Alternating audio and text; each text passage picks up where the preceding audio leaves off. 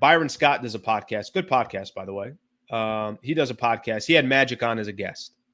All right. I'm going to play something for you guys here. This kind of ties into yesterday's game, a couple other things. Let me play this real quick for everybody. And I got one question for everybody out there that I want to ask in regards to the NBA. Take a listen to Magic. Magic's recently on Byron Scott's podcast, briefly discussed MJ's opinion in regards to today's NBA low. Okay, take a listen. Even for me, I love the NBA. That's number one. And number two, how do we get it back? Even for me, I love the NBA game. But then I turn on to a game, right? And then the stars are not playing because of load management. Mm-hmm. It's hurting the game. And I was with Michael Jordan not last summer before last. We ran into each other in Europe. And he says, Urban, I don't know why these guys, because if you look at his record, he almost played every game like 5 or 6 times throughout his career. He didn't miss one game. Yeah. He played in every game. We wanted to play in every game. Yeah. Pat Riley or our trainer, Gary Beatty, had to make sure that they said, no. B, don't put on your uniform. Don't come sitting on that bench because you would want to play because you want to play for your guys and with your guys. Mm-hmm. He made me wear a T-shirt. He wouldn't let him put his uniform on when he couldn't play in the game because he know he would tear the damn jerseys off and go in the game. Did you guys hear that right there? Let me. If you didn't catch that right there, back in the day, they wouldn't let guys like Magic in a game that he knew he wasn't going to play. They wouldn't actually let him dress up under his warmups. They wouldn't let him have his jersey on. They wouldn't let him have his shorts on because they were worried if it's a close game, late game, they're trying to get a W, incredibly competitive, want their squad to win, that they're just going to override what the coach says and say, or the trainer and say, nah, I'm going in the game. So they were telling him, no, you can't put your jersey on. You can't this, you can't that. I mean, talk about wildly different than what it is today. And by the way, I'm not even demolishing the players today. I think there's a lot that goes into this. Keep listening. So he was like, no. You can put the sweats on, but you gonna have a shirt. Yep. No trunks and all that because we don't want you ripping them off going in the game. Because that's what he would do. Because if I thought we were gonna lose, shoot, I'm getting in there. And so I'm gonna stop it here for a quick second. So this is a conversation that he was having with Jordan, and I was looking into this. It kind of actually, I'll let it finish here. It gets to a certain point, and then I'll stop it when he starts talking about the All-Star game. It's a difference now, right? And fans see it, and fans are reacting to low management. They don't get to see their stars. One game I tuned into just a couple of weeks ago. Both stars were out on both teams. That made the game ragged. See, so they have got to do something about this low management. And then they've got to do something with this All-Star weekend. All-Star weekend, I'm not gonna worry too much about. Again, that's on Byron Scott's podcast. The All-Star weekend, I think, is blown out of proportion of how bad that one is. But it's the All-Star game. It's one weekend, so I don't really care. I will tell you guys, it's pretty funny that I play something to Magic, and all I see is Mike Muscala and Ivica Zubats in the chat. Guys, Magic's known for more than just making the Zubats and Muscala trade, but I get it. I understand that. All right, let me say this here real quick on what I just read. And this is a question, or what you guys just listened to. This is a question I'm going to throw out to everybody here that's on the chat. I appreciate you guys hanging out. Is load management the biggest issue you think for the NBA? If I said to everybody here, what frustrates you the most about the NBA, what would your response be? What frustrates you the most about the league? What would your response be? Is it load management? Is it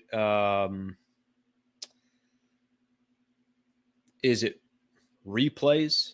Is it stoppage of play? Is it the refereeing? Is it I don't know. Whatever it is that bothers you the most about the league, tell me. Because when I hear someone like Magic saying this is the part that he thinks is wrong with the game most. And he used Michael Jordan as an example, right? I went and I looked back. Let me look at, guys, and I know it's not the same. We don't live in the same world. So whatever was happening 30 years ago, you know what else was going on 30 years ago or 40 years ago when Magic was playing? Homes were also $100,000 in SoCal, right? Okay, things change. It's not the same. Gas used to cost this much. Go to the grocery store, it used to cost this much. Whatever the case is, the world ain't the same, and I understand that. The league isn't the same. The power from a player's perspective is not the same. There's much more power today. So there's a lot that comes into this. But just to give you an idea, and this is kind of crazy to me at least. Look at these stats here. This is Michael Jordan, because he said he was having the conversation with Michael Jordan about this. This is Jordan. Okay. Here's Jordan's stats every single year. This is games played. 82. Obviously an injury in 85, 86. 82. 82.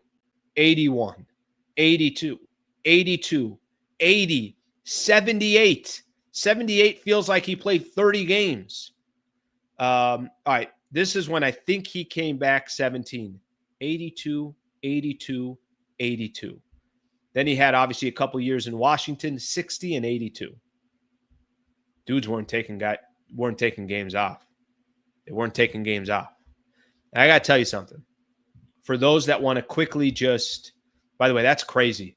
You know, when he first said it, I'm like, okay, well, what was he playing? 82, 82, 82, 80, 78. It's like, oh my God, he missed 4 games. I will say this. For a lot of those people out there, and I'm going to start looking at the comments of, you know, what people think or what their biggest frustration is with the league. But the one thing that I will say is I don't think this is just on the players. I don't. I think there are a lot of front offices that also say, let's hold out our guy. I think there's a lot of agents that get involved and say, no, let's pump the brakes here. You got a contract that's coming up. I want you to be a little more strategic with this. I think there's a lot more in play than just, you know, one person or one player saying, I don't want to play.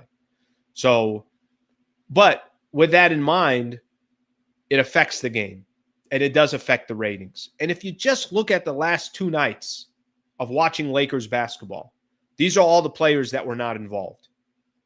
Injuries are injuries. I'm not telling anybody if you're injured that you should be playing, but just let me give you an idea. Last 2 days, Wednesday and Thursday, if you were looking at the calendar and you're saying to yourself, oh, man, that's going to be a fun back-to-back. You got Nikola Jokic. No, you don't. You got Jamal Murray. No, you don't. You got LeBron. No, you don't. You got Luka. No, you don't. You got Dame. No, you don't. You got Austin Reeves. No, you don't. It's 6 guys right there I named off. Not in every game, but, you know, obviously you guys know what I'm talking about. Stars weren't playing. And it clearly has been a headache for the NBA. And I don't know what their solution is. I don't know if they're going to have a solution, but I do want to see. What people will say is their biggest frustration. All right, let's look at a couple of these here. Kawhi is the ambassador of load management, but look, this is where I have a little bit of issue here. Kawhi has had major knee issues. You think Kawhi in the playoffs wants to shut it down because his knee is swelling? He doesn't. I think they're just trying to, okay, hey, how can we figure this out? How can we manage this? Will he be ready for the playoffs? And then even by the time you get to the playoffs, Kawhi hasn't been available. This year he's been available. Give him credit for that. I think John Stockton missed 20 games his entire career. I don't know what the number is, but I wouldn't be surprised at all. Load management, the back-to-backs. There was a good podcast on Bill Simmons' podcast. And they were talking about basically how to fix the NBA. And they had kind of some wild ideas out there. But one of the first things that I think he mentioned, Bill Simmons, was go from 82 games down to 69. And I think that number was you play within your division X amount of games. And then, of course, you play one on the every other team in the Eastern Conference. You play twice, or if you're on the East, you play the Western Conference twice. He had kind of a reason why it got to 69 was the total. and then it was taken away back-to-backs. And then there was an idea and a concept. Why are you starting your season in October and going toe-to-toe against baseball in the World Series, the NFL, full slate? You're almost a couple of months in, or you're a couple of months in, and we know how the NFL just dominates. And then you also got college football that's taken a lot of eyeballs as well, and that sport's only growing with their new playoff format and everything else, and these conferences all kind of aligning here. They're only becoming more and more powerful. So they had a lot of kind of different ideas there. They were talking about starting the season in December, go through the summer. NBA Finals would be in late July rather than, June. But one of the ideas was minimizing the amount of games. Okay, if they minimize the amount of games, are they now all of a sudden all the players going to play in all the games? I don't have an answer for you. I don't. Okay, these are frustrations from fans of the NBA, what they don't like. Refereeing and back-to-backs. The back-to-back. So here's some people that don't like the back-to-backs. Too many threes. I think it's three-pointers. This one's got a list here. Load management, threes, and free throws. Load management is some soccer They do it all the time. All right, let's keep going here. Some people are not a fan of Adam Silver. Let's see what else we got here.